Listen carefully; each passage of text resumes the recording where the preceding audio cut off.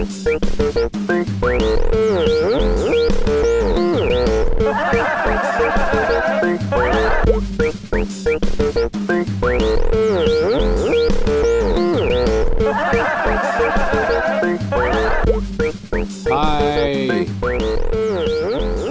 Is anybody out there? A cornball fucking Pink Floyd rendition. Can you hear me out there? I had a dream my hand was like two balloons. I have become increasingly fucked in the bum. It's your old chuckle buddy, guess who? Johnathan James Ramcharan, reporting live for duty on this May 1st, 2018, in the year of our Lord. Welcome to Johnathan Ramcharan, the podcast. My name is Johnathan James Ramcharan, god damn it, and if I don't know that, then I don't know what. I'm just waking the fuck up, man. Got up out of a slumber. Sleeping like a baby these days, man. I'm gonna take my shirt off. Why not? What the fuck? You're not here anyways. Oh, fuck. I'm a little, how do you call that? Warm? Yeah. Anyways, I got my shirt off now. I'm ready to go. Yeah, I just woke up. I was sleeping. Got to do this podcast. Hopefully it's going to be a good one. Let me get this on the first take. I want to get the fuck up out of here and have a good day. You know, took the day off to work on some things, and I just want to get outside and walk around. It's like I live in Toronto, Canada, on this May 1st, 2018. It's kind of like an overcast day. I mean, yesterday was really beautiful. Yesterday was gorgeous. Yesterday, all the sun was here to stay. Oh, why? Gotta stop this singing thing. But, yeah, it was fucking, I don't know. Today is not looking the same. It's kind of overcast and shit. But, I think the sun will peek out in a minute or two, and I can go outside and romp around, go looking for things to do. Little misadventures, dim dim dim dim dim dim. That's the sound of me going outside. Bum bum bum bum bum bum bum bum bum bum bum bum bum bum bum bum bum bum. I'm like walking around and shit. Anyway, yeah, yesterday was a really nice day. That's kind of stupid to talk about yesterday. But yeah, I mean, I got up. Well, I don't know why. I guess I want to talk about yesterday because I don't have any reference point. I literally just woke up like 10 minutes ago. So what else can I talk about? I don't fucking know. I was sleeping, didn't have any dreams, didn't wake up with an erection. Kind of a whack-ass sleep. No boner, no fucking dreams, no nothing. Just waking up, all dry-mouthed. Went and made a cup of coffee. Now I'm talking to you folks.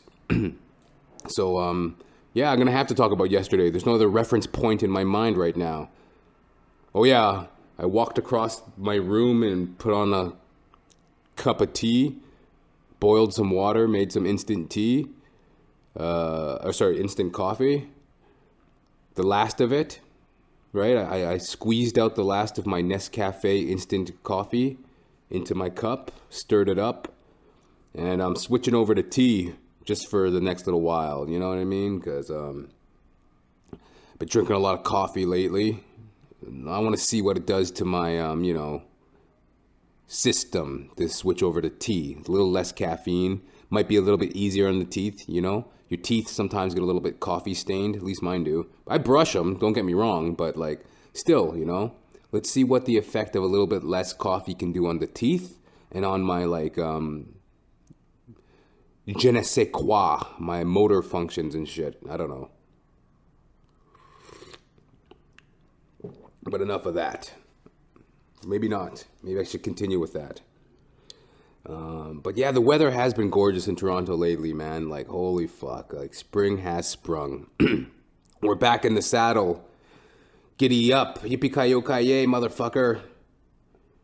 And, yeah, I'm ready to get out there and, just fucking tear it up this summer, man. This spring, this summer, you know. I got a lot of plans. I want to get a bike, you know, do some bike riding. Get out to the Toronto Conservatory, the Toronto Space I don't know what it's called. Like, It's up at like near York University in Toronto, Canada, if anybody's familiar with that area. It's a really gorgeous area, this campus of York University.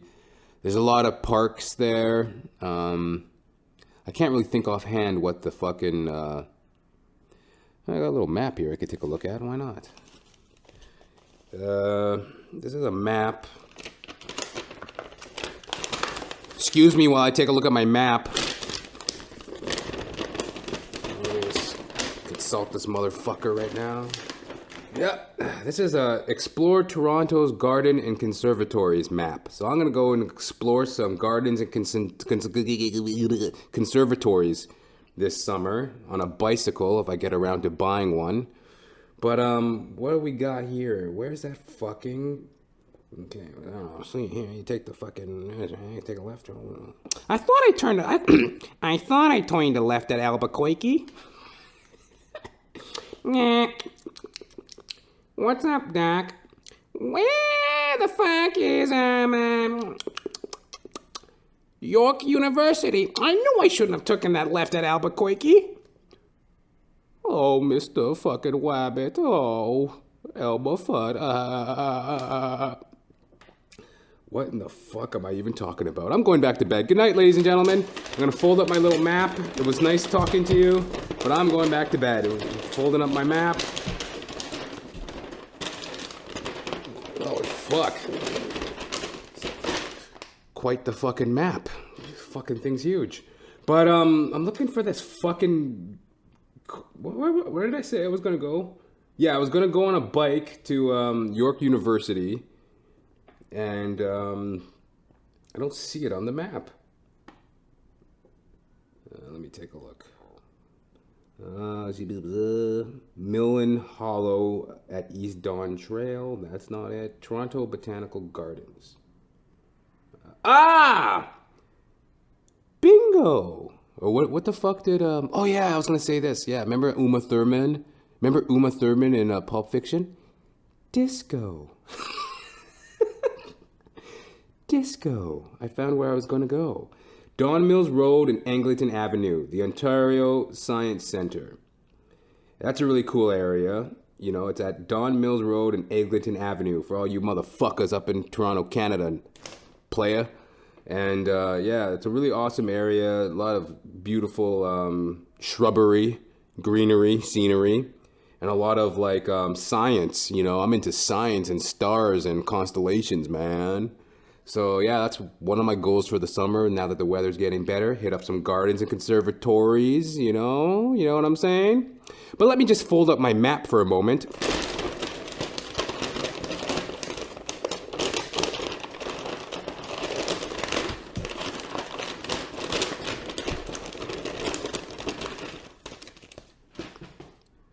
So now that I'm done folding up my map, I can get back to my hosting duties here.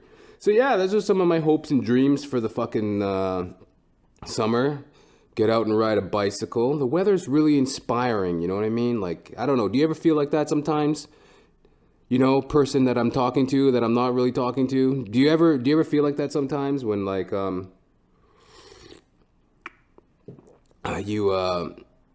you kind of been like in a slumber mentally or something, right? Then like the change in the weather wakes you up and it opens you up to the new possibility of the season, right? So feeling fucking amped for that, you know? Yeah, I went for a jog yesterday, was feeling good. I was intimidating some toddlers though. Kind of felt good. I was running around this soccer field, right? And they're staring at me in awe, like, look at him go. Look at that guy running. Oh my God. Look, he's running. These little fucking toddlers, cute as a button. There was like a gaggle of them. They were on like a leash. I guess their teacher was taking them for a walk. There was like a little gaggle of toddlers and they're like, look at him. Oh, look at the man. He's running. Look at him go. I'm like, that's right, you little fuckers. And I'm like just zipping around this field, right? Had all this energy and shit. But then I got a little self-conscious, right? I'm like, holy fuck, what if I tuck her out right in front of these toddlers, right? Look like a real pussy. Have to like walk out of a soccer field in front of a bunch of toddlers and their hot fucking teacher. But then I was like, calm down, Johnathan, just calm down. You're not here to impress toddlers. You're just getting a little bit of a workout. You should not be worrying so much about what people think about you, especially children who don't even know how to think in general. Just let it be. Concentrate on your workout. Just be yourself. You are good enough. You are good enough. And I just like finished my workout. I went around the field like 3 times and I jogged back to my apartment. Did some stretches and mazel tov, baby. So that's kind of what I'm talking about with those thoughts. I'm getting a lot of changing in thoughts now that the weather's changing, and it's always good to shake up the fucking old homestead of the brain and kind of get the juices flowing and try out some new fucking angles and avenues of thought. Holy shit, am I drunk? No, man, I'm fucking sober as a goddamn, I don't know, a church mouse. Fucking sober as a titmouse. I haven't had a drink since like November 11th, 2016. So I'm doing fucking great, baby. I'm like coming up to 1 year and 6 months sober. But yeah, just, I don't know, feeling the change of summer. Springtime fever. Summer, summer, summertime. And the living is easy. Yeah, and then I went outside yesterday after my romp through the fucking field, and after I kind of said, "What?" to a bunch of toddlers. The fuck you looking at? Fucking halfling? I don't know. But after I was done intimidating some toddlers, I came back, took a shower. Then I went to a little parkette near my place. It's called Hubbard Park. And it's just like this cool little parkette that it's built on like a mental institution. It's on the grounds of a mental institution, unfortunately. But it's still a nice little place to have a coffee and watch like mental patients wander around. So I went there for a little bit of R&R, relax and realization. Yeah, whatever. And I sat down and I did some writing in the sunshine, and mental patients walked by me. And they're having like cigarette breaks and they're walking around in their little slippers and shit. I'm like, hey, here's a funny joke. And I'm just like writing down my jokes and shit, looking at the sunshine, having a beautiful day, sipping a coffee from Tim Hortons. And did that. And then it's on the Hubbard Park. It's also on the precipice of a jail. It's on the grounds of a fucking retired jail, the Don Valley Jail, the Don River Jail in Toronto, Canada. And it's this majestic jail that sits on the bank of the Don Valley River, the Don River. And it's like this old jail from like the 1870s or something, right? And really beautiful architecture. And, so I sat there in the sunshine staring up at this jail. And, I think it's like a museum piece. I think they keep it for, I don't even know what the fuck they do in there. It's attached to this hospital, Bridgepoint Healthcare. The mental institution, the fucking hospital, they cure all sorts of illnesses and shit there. So I don't think it's just for like the mentally disabled. It's for all sorts of other things as well. But anyways, this jail, it's been like retired. So it's not even an active jail anymore. But it sits there. And one of these days I might go there to take a look just to see what's inside that jail. Like, I think they run it like a museum. You can go in and like take a look and stuff. I think. I'm not 100% sure. I always wondered, like, why don't they just bulldoze this motherfucker? Who wants to stare at a jail? But I guess it's like majestic and serene and beautiful and architecturally sound or something or other. I don't fucking know. Jails and shit. And, So, just feeling really excited for this new weather. Feeling very grateful for it. It feels good because, I didn't really know what else to be grateful for. Not that I have a lack of gratitude, but it's just nice when you are genuinely grateful. And I'm grateful for this new change of weather. Because what I do when it's like the winter season and shit is I just bear through it. I don't fucking complain or qualm about it. I just fucking bear through it. And then when the change comes, when the fucking ninth weather hits Daffy Duck, Thuckatath. That's Sylvester the cat. I thought I saw a pretty cat. Yeah, when the wind... God, Lord, am I drunk? Am I seriously drunk? Did somebody fucking slip me a Mickey while I was sleeping last night? No wonder I didn't have any dreams and I didn't wake up with no erection. I'm fucking loop-de-loop today, man. I'm goddamn fucking... I don't know, I'm fucking... What do you call that shit? I'm fucking Anne of Green Gables this morning. What in the fuck? You know? I'm not saying I'm drunk, but I'm full of jokes. I was watching this video of like Bootsy Collins, the famous bass player, as I'm a bass player as well. The bass player for James Brown. I think James Brown had a new band in the 70s or something called the JBs. His second backup band, the JBs. So Bootsy Collins was a bass player for James Brown. He went on to play bass in the landmark funk group Parliament, Funkadelic. And he's just a fucking dynamite bass player.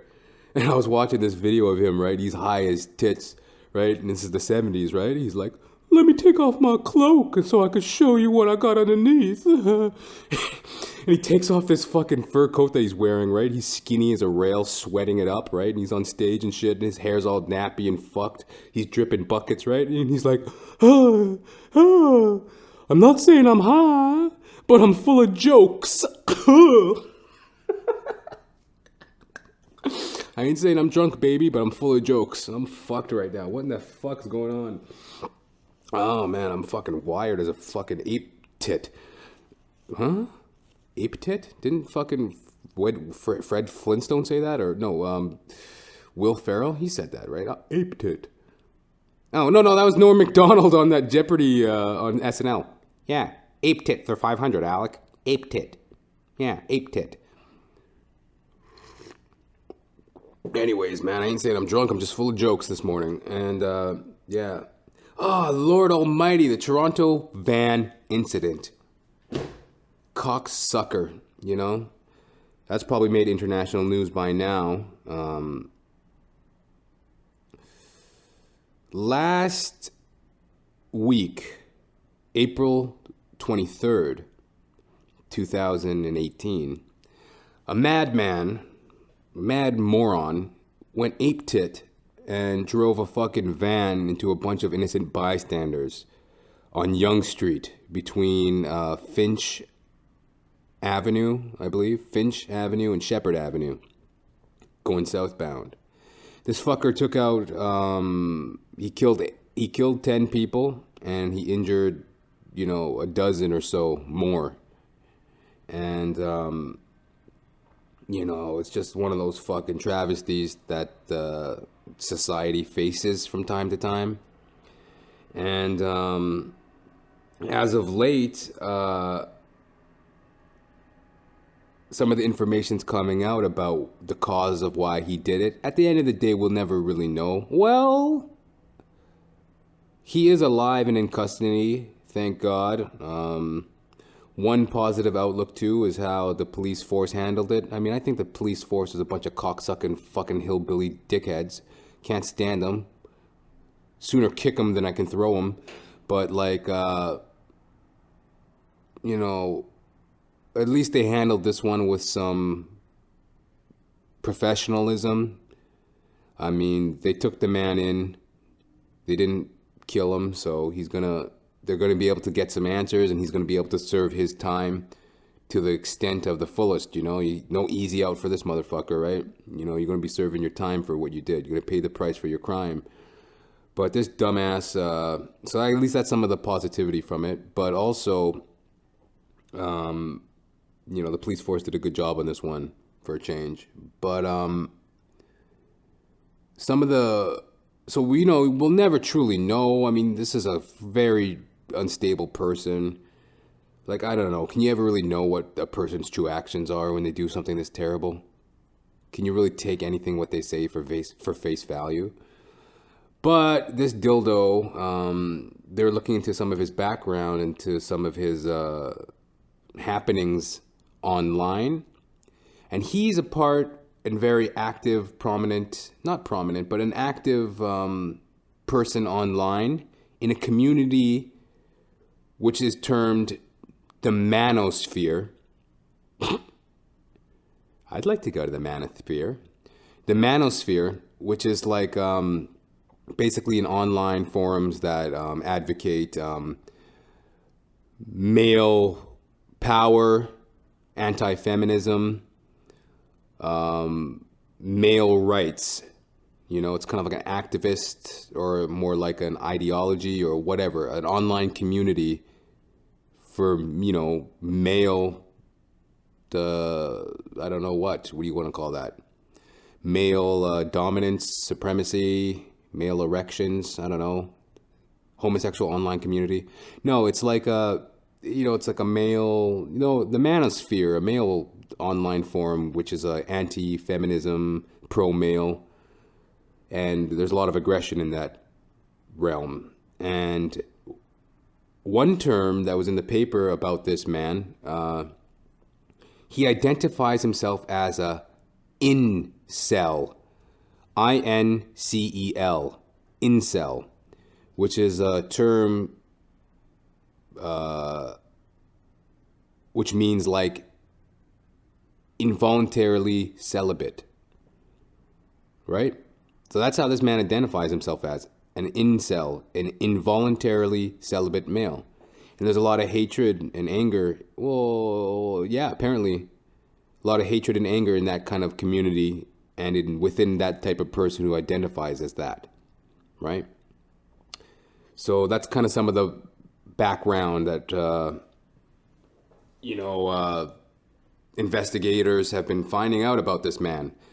And that's kind of what some of the cause was for his little attack last week on Toronto. He killed 8 women and 2 men and injured dozens others, at least a dozen others. And,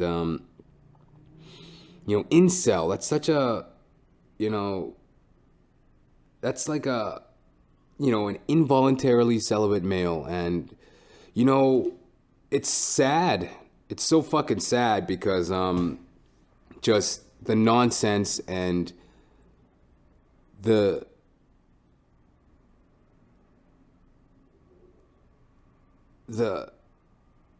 nonsense and the ugliness of what he did. You murdered innocent people for no reason because of your frustrations, right? That's just an ugly, disgusting, unnecessary thing he did. And it raises the point of, it raises the question and the awareness of people who identify that way as incels. And it raises the issue of, what is going on in society between men and women. That's a hefty order. That's a tall fucking glass to fill, man. And, I can't really offer any solutions, but, well, maybe I can. Just like open dialogue. People talk more about these things. Maybe that's a pathway to some solutions, because that's an interesting thing. I read an article in the newspaper about it, and, they talk about this incel identification and this manosphere. Well, you got to start talking to some of these people and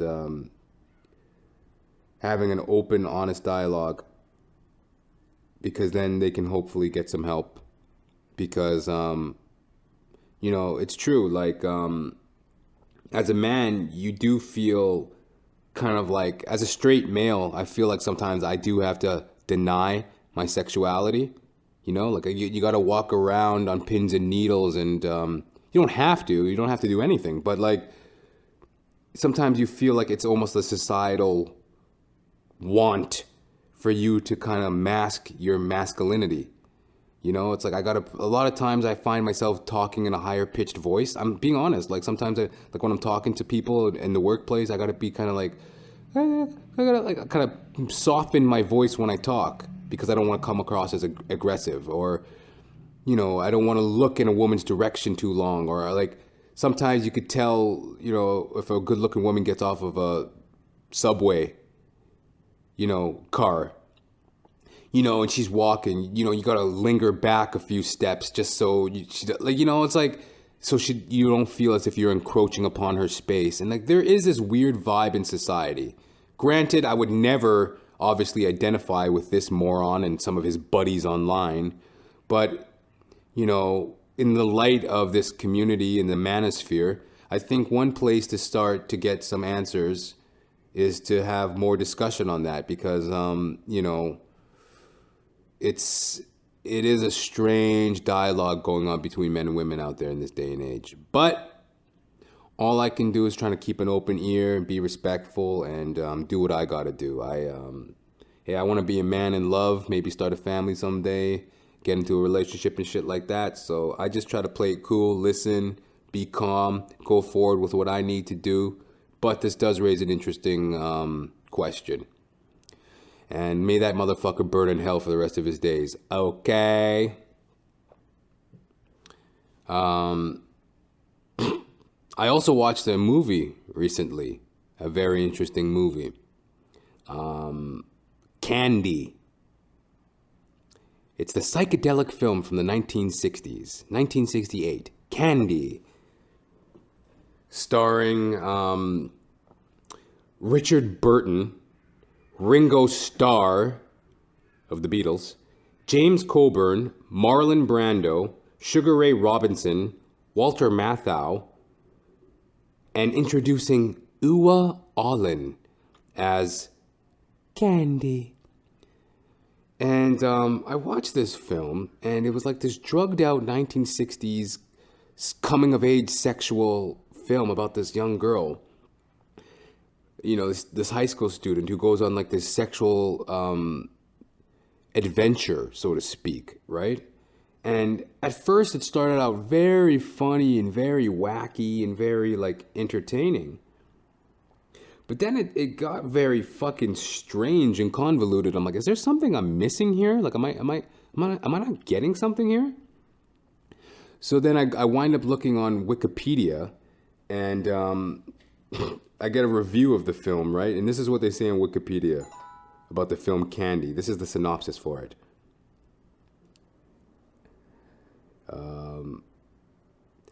Candy is a 1968 sex farce film directed by Christian Marquand, based on the 1958 novel by Terry Southern and Mason Hoffenberg, from a screenplay by Buck Henry. The film satirizes pornographic stories through the adventures of its naive heroine, Candy, played by Uwa Allin. It stars Marlon Brando, Uwa Allin, Richard Burton, James Coburn, Walter Matthau, Ringo Starr, John Huston, John Astin, Charles Aznavour, Alessa Martinelli, and Enrico Maria Salarino. And that pretty much just summarizes it. It's like this fucking satirical sex farce fucking romp. And like, it's just kind of like, it's funny and interesting at times, but it's just kind of like, I guess like psychedelic films were like a thing of the fucking 60s or 70s and shit. And like, it's just like, it plays like a corny pornographic film. Like, she's like, hey, my name's Candy. And she actually, that actress, Uwa Allin, who plays Candy, she's very funny. And she's fucking gorgeous. Holy shit. Very sexy, but like also hilarious, right? Like, so that they did a really great job casting her. But like, it's just like this cornball, psychedelic, like,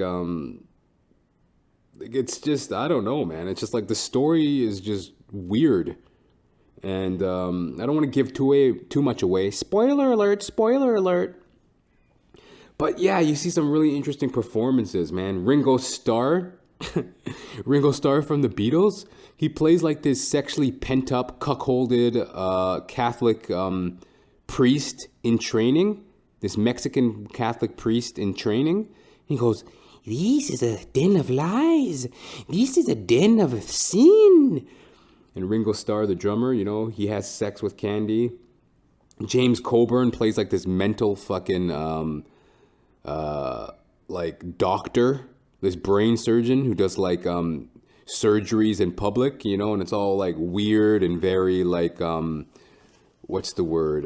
Expressionistic, like that idea of like, you know, everybody moving in unison and very mechanical, kind of like expressionism. And just really fucking odd. And he's kind of a weird actor, James Coburn. Like, I mean, I don't know. I feel like he dialed in his performance. It was kind of whack, but I don't know. And then Walter Matthau, you know, say Candy. Hey there, Candy. It's Walter Matthau. Hey, girls. He plays like this. He plays like this, like Army air cadet, who like it's such a fucked up tale. Like, you would have to check it out. Like, I don't want to give too much away. Like, just even the fact of how he comes into the storyline is odd. Like, she's trying to flee from like she's being chased out of town by like these like nuns and shit who you know, the sisters of Ringo Starr's character, right? She corrupts Ringo Starr, right, by having sex with him and shit. So they chase her out of town, and she gets onto a plane, and then there's the air captain, whatever, Walter Matthau. Yeah, Candy, yeah. Touch your toes. Will you do this for your country, Candy? Will you have sex with your fucking officer in command for your country? Walter Matthau? Yeah. And, yeah.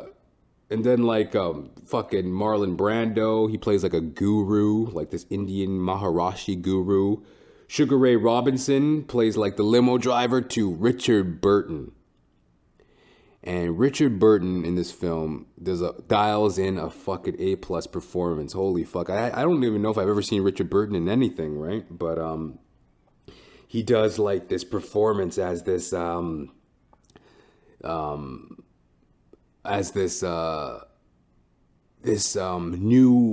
this poet, this very this like rock star like poet, right? And the wind is blowing in the tides of York, and that's when I walk through the woods in the summer, and blah blah blah blah blah blah. And he does all this shit, right? And like they got like this fan blowing air at him, so like his hair and his scarf is always billowing in the wind. And he just dials in this awesome performance, right? And he plays like a drunk. Not a far stretch for him, the goddamn lush, right? But yeah, he does this awesome performance as Mephisto, this poet. And I don't know, man. Check it out if you get the chance. I didn't know psychedelic films was like a genre. It's like a, you know, I was looking for a deeper meaning in the film, but it just turned out to be just kind of odd.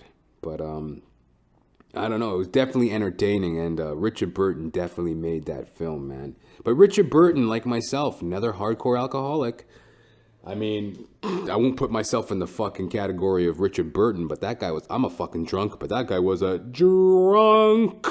Holy fuck, he died of it at 58 years old, brain hemorrhage from drinking and chain smoking his whole entire life. But he was a very gifted actor, man, and I'm really interested. That's kind of what I took away from the whole Candy experience, right? I enjoyed the film, but I want to get more into Richard Burton and check out some of his works because he was one really influential actor of his time, one of the highest paid actors of his time. You know, he was banging Elizabeth Taylor. Diamonds are forever. And is that Elizabeth Taylor? I don't know. And anyway, but he was just a fucking hopeless drunk, fucking drunken Welshman. And he died of it, right? And one of his quotes, check out this, one of his quotes was, you know, asked why he drank so much, he said, you know, to burn up the flatness, the stale, empty, dull deadness that one feels when one goes off stage. Fucking actors for you, man. Yeah, but yeah, I felt that. The fucking flatness, the stale, empty, dull deadness that one feels when one goes off stage. You know, that's alcoholic in a nutshell, baby. Especially if you're a fucking performer. You know?